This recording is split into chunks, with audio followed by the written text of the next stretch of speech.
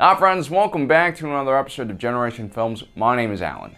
During the mid-90s until the early 2000s, the cinema for some reason was saturated with submarine movies. There's something immediately tense and thrilling about a bunch of human beings being trapped inside of a metal tin can hundreds of feet underneath the ocean. Add in a few nuclear weapons and you have a naturally explosive thriller. Now today we're going to take a look at 4 different submarine movies and break down the inaccuracies in them.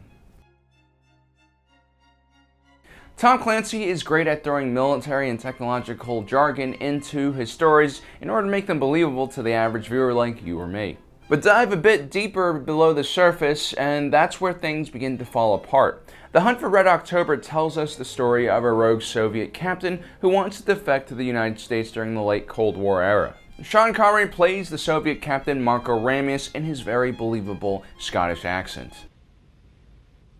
New Ruski. Which I thought was a brilliant take on the character. The film also features Jack Ryan for the first time, played by a sweaty Alec Baldwin. Now, Jack Ryan in the film is a CIA analyst who is very familiar with Captain Ramius and believes that he wants to defect to the United States. He represents the American side of the drama so that the audience can relate, and eventually helps Ramius transfer control of his Typhoon-class nuclear submarine, the Red October, to the Americans. The Hunt for Red October is actually inspired by true events. In 1975, a mutiny occurred on the Soviet destroyer Strozovoy. It was started not by the captain of the ship, but the political officer named Valery Sablin. His aim was to overthrow the corrupt government of Leonid Brezhnev. Sablin was a strong supporter of the October Revolution and drew inspiration from the mutiny of the battleship Potemkin in 1905, which was considered the first step to the communist takeover.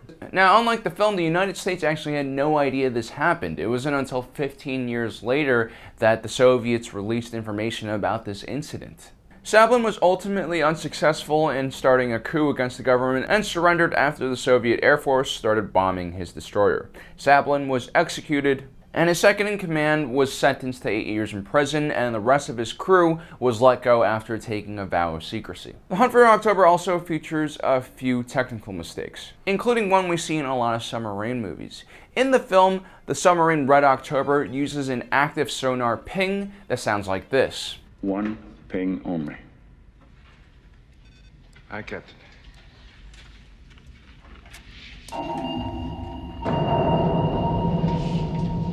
In reality, modern subs' active sonar uses a much more complex and higher frequency ping that is not audible to the human ear. The Red October also features an advanced stealth Caterpillar propulsion drive. In real life, the Typhoon-class sub didn't have anything like this. What the film is probably referring to is the magneto-hydrodynamic drive, a method for propelling vehicles that uses no moving parts. Instead of using a physical rotor to push the water, electromagnetic forces are used to move around the salt water and turn that into a propellant. It wasn't until 1991 that a full-size prototype using this propulsion system was built, and it was done by the Japanese, not the Soviets. K-19, the Widowmaker, was based on a true story, and it was partially funded by the National Geographic Society, so you would think that the film would be very accurate. K-19 was one of the Soviet Union's first ballistic missile nuclear subs, and on its first mission it did suffer an almost catastrophic reactor meltdown once the coolant system broke. The engineers on board did manage to jury-rig a second coolant system, and 22 members of the crew would die in the next 2 years from radiation poisoning. And the ship was involved in a lot of accidents during construction and during its early sea trials, which is why the crew nicknamed it the Hiroshima, not the Widowmaker.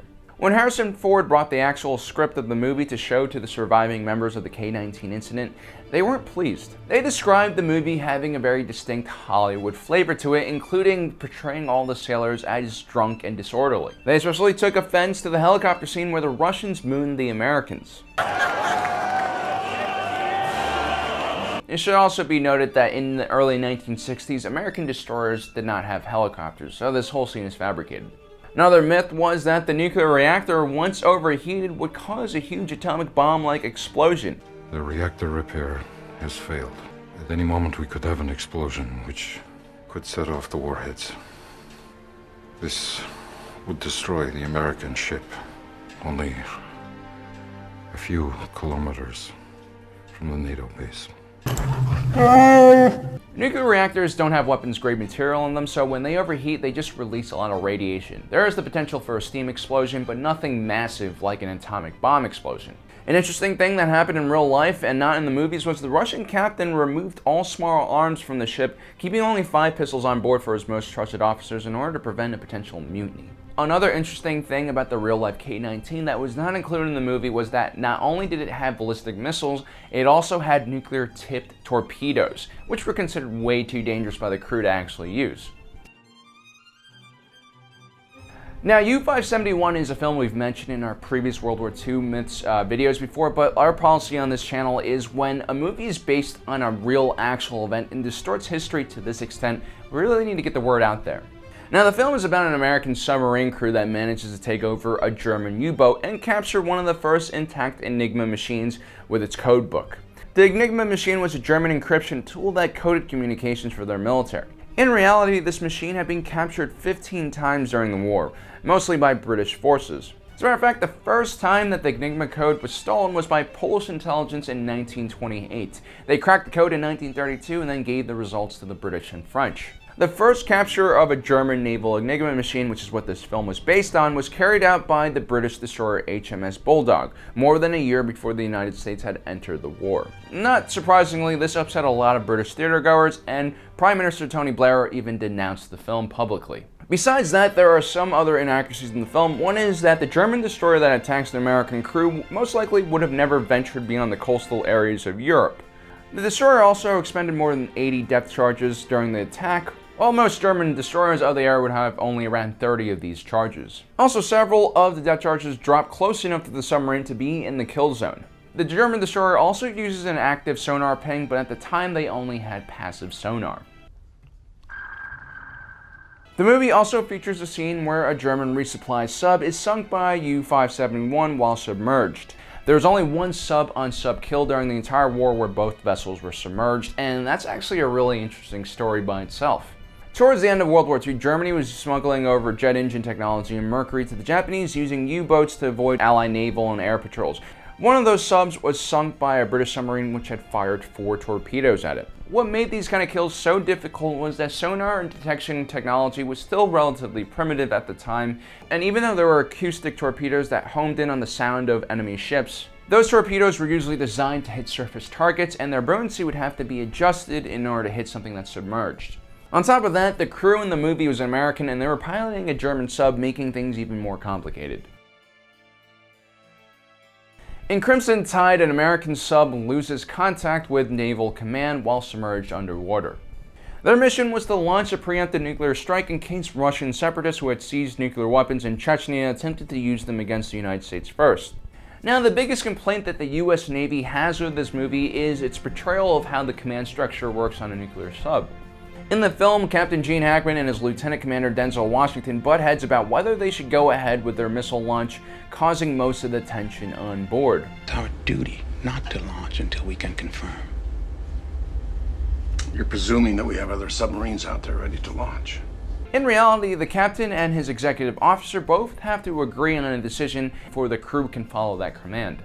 So if Denzel Washington disagrees with the captain like he does in the movie, the crew would not comply with the captain's order. There wouldn't need to be any hostile takeover or mutiny, and they just probably would have waited until they re-established communications with their central command. The tribunal at the end of the film, which finds neither men guilty, is also kind of strange. You were both right, and you were also both wrong. This is the dilemma that will occupy this panel, this Navy, and this country's armed forces as a whole, long after you leave this room. Again, the Navy clearly has protocols for this kind of situation. And despite the fact that he was right and prevented a nuclear war, Denzel Washington most likely would have been reprimanded in one way or another for carrying out a mutiny during a crisis. The broader message behind this movie is how easy an accidental nuclear missile launch can actually occur. While this is a very important conversation that we should be having, the entire premise behind this film is false. Some other minor details that were also wrong about the film is that Gene Hackman, as the captain of his ship, still would not have been able to bring a dog on board, and the sailors definitely would not have had goldfish. The USS Alabama is an actual Ohio-class nuclear submarine, but because the US Navy refused to help them produce this movie, the actual interiors of the ship are not that realistic. The film crew did manage to ambush the real Alabama while it was pulling out of Pearl Harbor and managed to chase it down and film it while submerging underwater, which is what you're actually seeing here. So guys, after saying all this, I am able to separate the historical side of a movie from its entertainment side, and I gotta say all 4 of these movies are really entertaining, and I do recommend you see it and keep these historical inaccuracies in mind, especially in movies where they're actually based on true stories like K-19, The Widowmaker. Anyway guys, I hope you enjoyed this video. Don't forget to subscribe, hit that notification button down below. My name is Alan, reminding you that life is a movie, and you are the protagonist.